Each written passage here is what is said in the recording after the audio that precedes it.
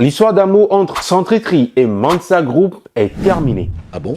Eh oui, vous avez bien entendu, c'est fini entre eux en fait. On se quitte pas vraiment. Tout le monde en parle. Et c'est normal en fait. Et justement, pour essayer de savoir pourquoi on en est arrivé là aujourd'hui, on va commencer dès le début. Et comme le dirait un grand philosophe, ce n'est que le début du commencement. Rappelons qu'on a pratiquement connu Centrinos Raphaël en collaboration avec Mansa Group juste après la sortie du son qu'il a réellement révélé au public. Il s'agit du son Fiançailles. Ce son a carrément moussé sur 2 ans, voire plus, entre 2017, 2018 et 2019. C'était Fiançailles partout. Que ce soit lors des mariages, les fiançailles, la dot, même à l'église, on chantait ça, frère. Qu'est-ce que tu veux? La machine Centrinos est lancée et l'arrivée de Mansa Group n'a fait qu'amplifier les choses, au fait.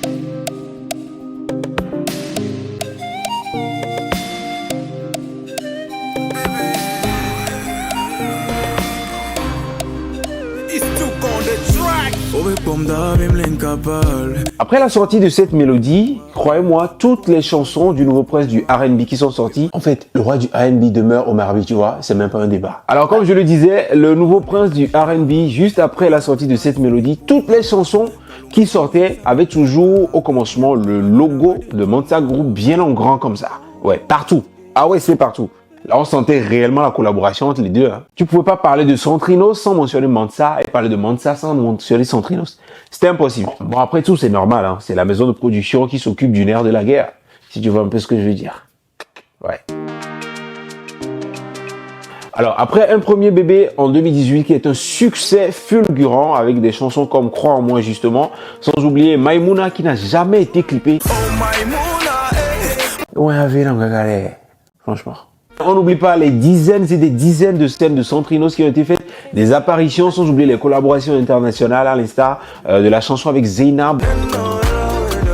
Ce son est toujours d'actualité, tout le monde kiffe ce son. On n'oublie pas également la collaboration avec Stonebwoy. Eh bien, le deuxième bébé sort en septembre 2021 pour le plaisir du public togolais qu'il a automatiquement adopté. Moi en premier.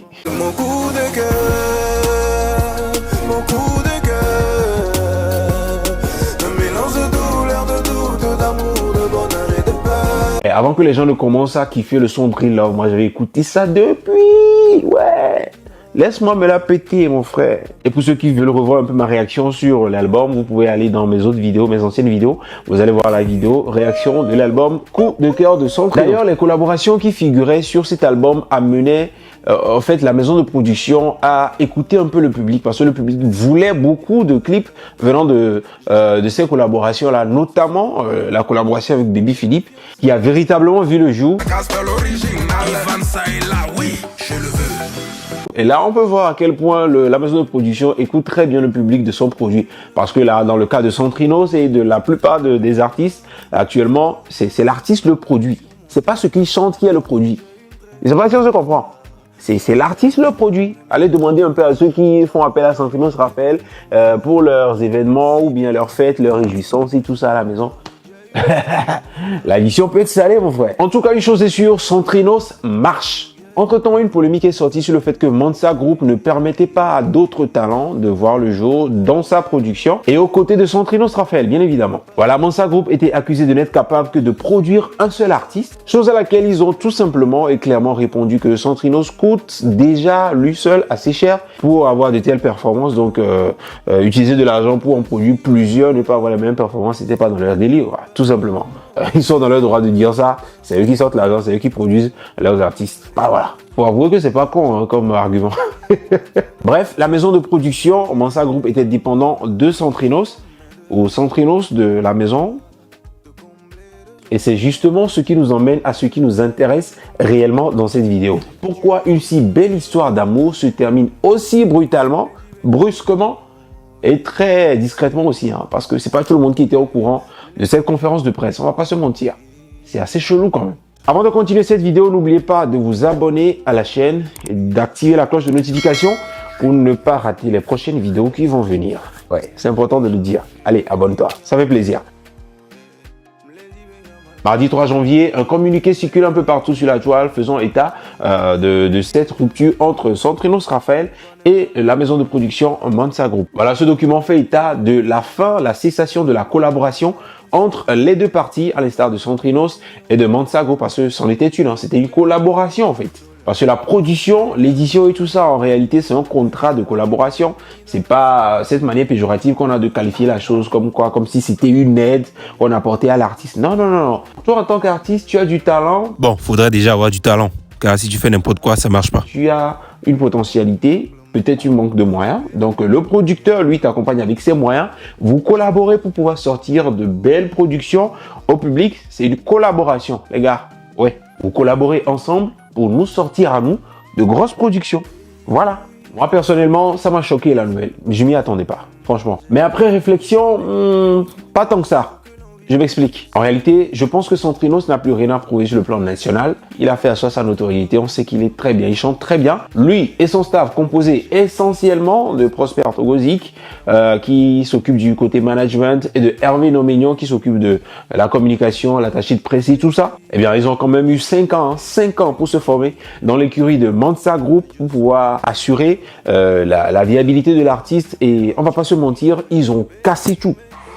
Sur le plan national et récemment à l'international. Côte d'Ivoire, Burkina, Gabon, pour ne citer que ces pays. Mais il y a un mot très très important que je retiens de cette conférence de presse, c'est le mot indépendant. Centrinos Raphaël, sans oublier son staff, est désormais indépendant en ce qui concerne les productions musicales. C'est très important de comprendre cette partie au fait. Ceci n'est en aucun cas une cessation des activités entre les parties, notamment en ce qui concerne les contrats qui sont toujours en cours. Et ça s'étale sur 2 ans à venir, en fait. Donc, ça veut dire que pendant les 2 années à venir, tous les contrats de l'artiste, qui lie l'artiste avec d'autres personnes, sous la houlette de Mansa Group, eh bien, Mansa Group va toujours piloter ses projets. Mais les nouveaux projets qui vont arriver, ce sera juste Centrinos et son staff qui vont s'en occuper. Voilà ce qui se passe ici. Le produit brut de 2017 a mûri et a pris de la valeur, et voler de ses propres ailes s'impose dès lors. C'est normal. Et là, je pense qu'une telle décision est à saluer quand même. Centrinos Raphaël, selon les mots du directeur de Mansa Group, Monsieur Nimaga, c'était un peu le volet production artistique de l'agence Mansa Group. Et voilà, ce volet s'est étalé sur 5 ans pour pouvoir permettre à ce qu'un artiste puisse éclore et vivre de son art pour voler ses propres mots.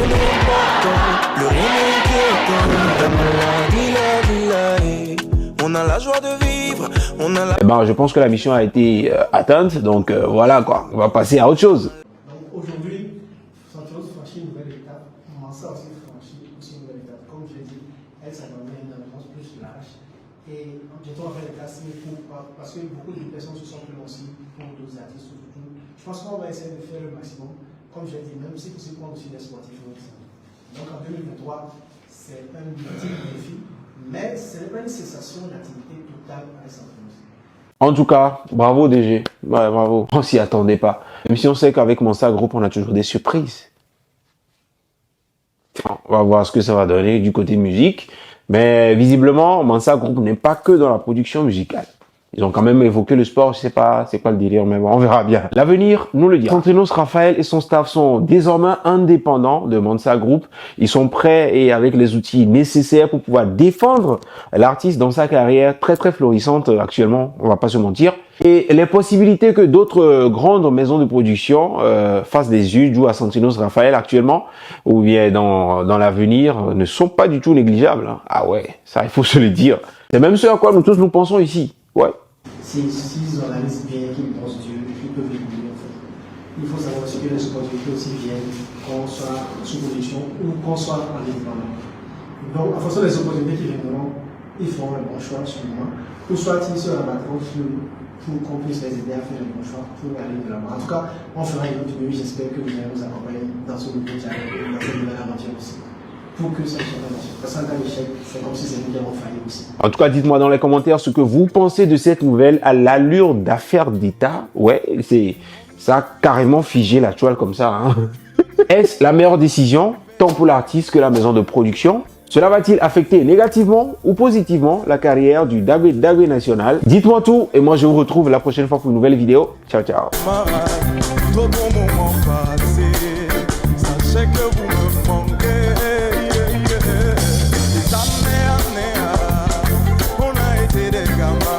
Pour le bon moment passé ensemble.